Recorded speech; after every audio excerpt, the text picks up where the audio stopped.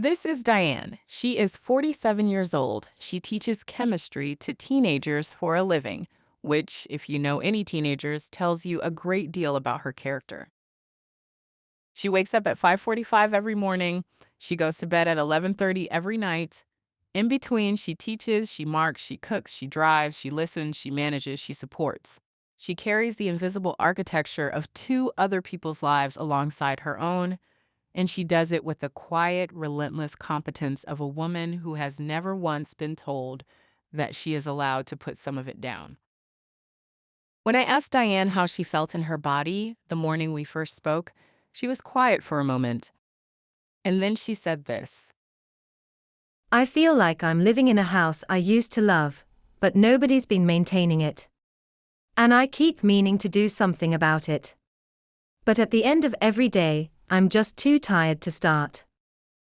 What you are about to watch is what happened when Diane decided to start. Diane had been perimenopausal for approximately 18 months before we began filming, though she hadn't had that word for most of it. I thought I was just getting old. That's genuinely what I thought. The tiredness, the weight around my middle, waking up at 3 in the morning thinking about nothing and everything simultaneously. I thought that was just what 47 was. Nobody told me there was a name for it. Her relationship with exercise was what she described as theoretical. She knew she should be doing more of it. She occasionally did. Life consistently intervened. I am very good at starting things on Monday. I have started on Monday approximately 47 times in the last 3 years. Monday is my favorite day to begin.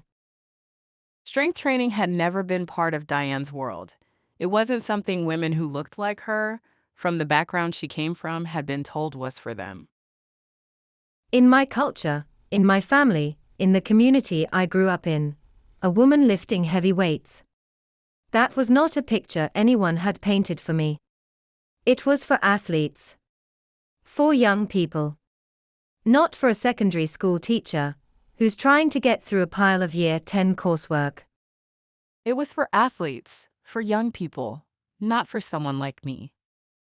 Diane, day 1. By day 90, she would lift more than she ever imagined possible. The decision came, as many important decisions do, from an unexpected direction. I was teaching a lesson on Newton's laws. You know, an object in motion stays in motion, an object at rest stays at rest. And one of my students, sharp girl, year 12, she said, "Miss, does that apply to people?" And But I drove home thinking about it.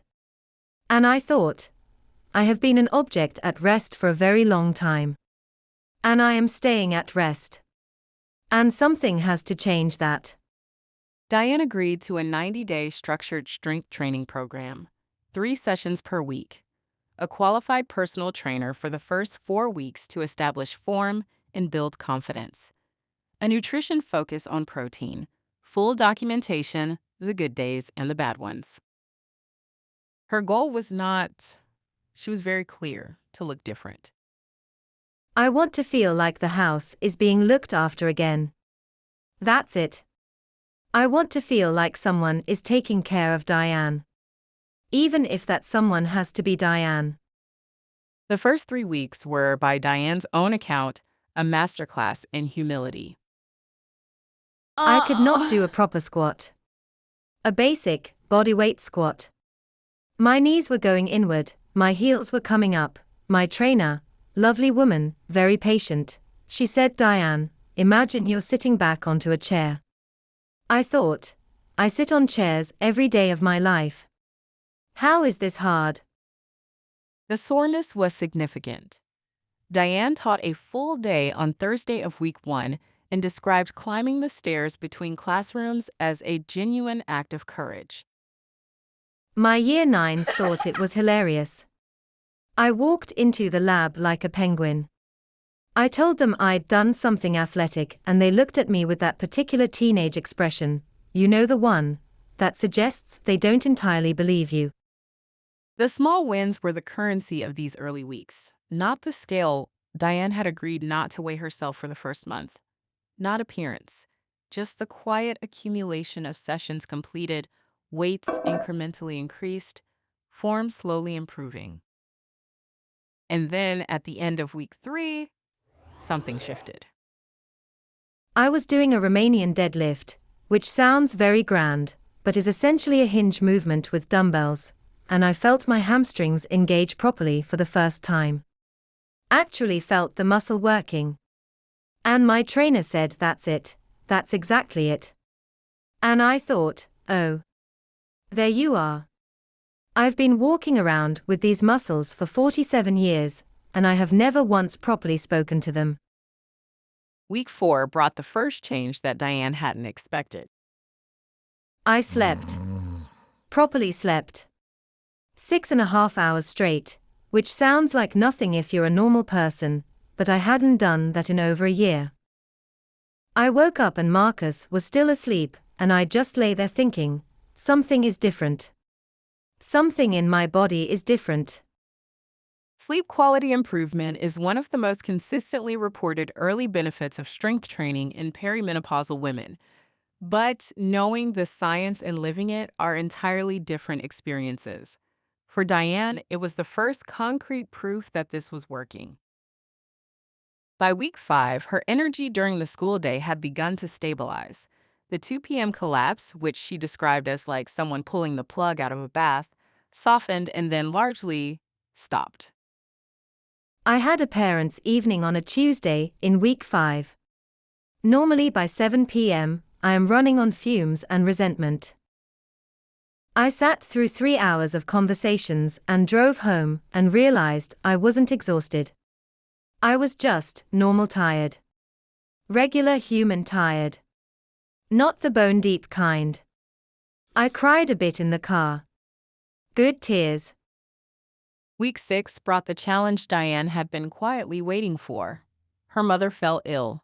Nothing life-threatening, but serious enough to require Diane to travel to Birmingham 3 times in 10 days, to manage medications, to coordinate care with her siblings, to absorb the particular ancient anxiety of watching a parent become vulnerable.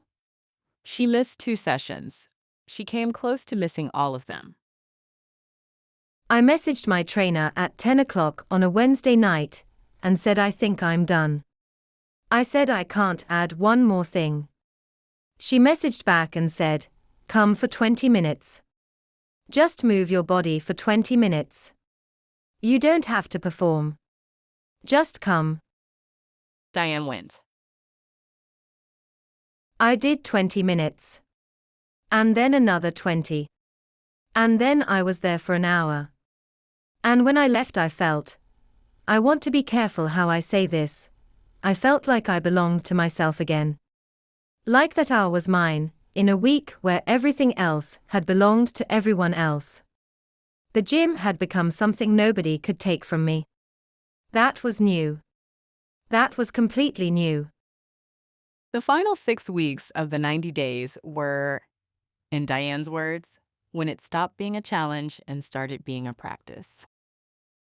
The measurable results at day 90 were significant. Let's start with the numbers, because Diane is a science teacher and she insisted we include them. The push-ups. I have to tell you about the push-ups. On day 1 I could not do one. Not one. My trainer showed me a wall push-up, basically standing up and pressing against a wall, and I thought, this is where I am. This is the baseline. Day 90 I did 12. On the floor. Proper form. I actually shouted in the gym. My trainer was, the man on the next bench was looking at me slightly alarmed, and I did not care one bit. But the numbers, Diane is quick to point out, are the smallest part of the story.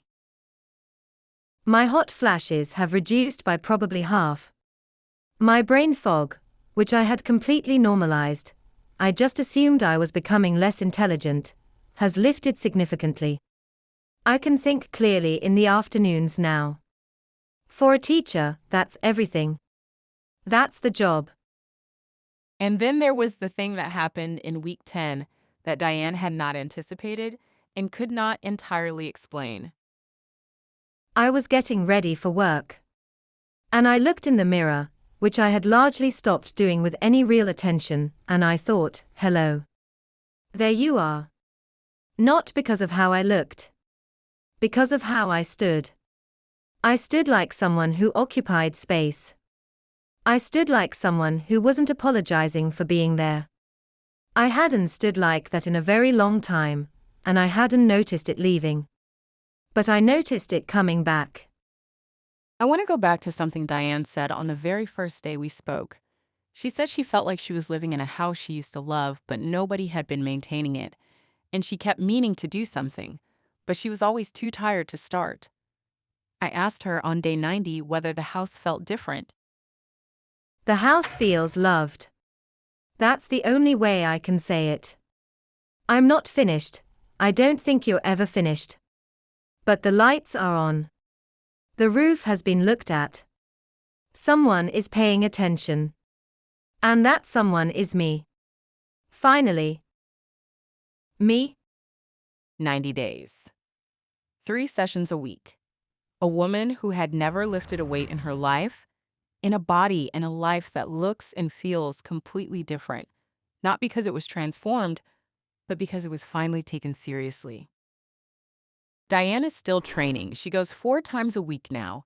She has started teaching her Year 12 students about the physiology of strength training, and she recently signed up for her first deadlift personal best attempt. She is 47 years old. She is a science teacher from Leeds. She is, by any measure, in the prime of her life. If Diane's story moved you, share it. Because someone in your life is sitting in her own metaphorical car, too tired to start, convinced it's too late. It isn't. It never is. Subscribe to Prime and Power and tell me in the comments, what would your 90-day challenge be? What would you start if you finally decided to start? I'll see you in the next one.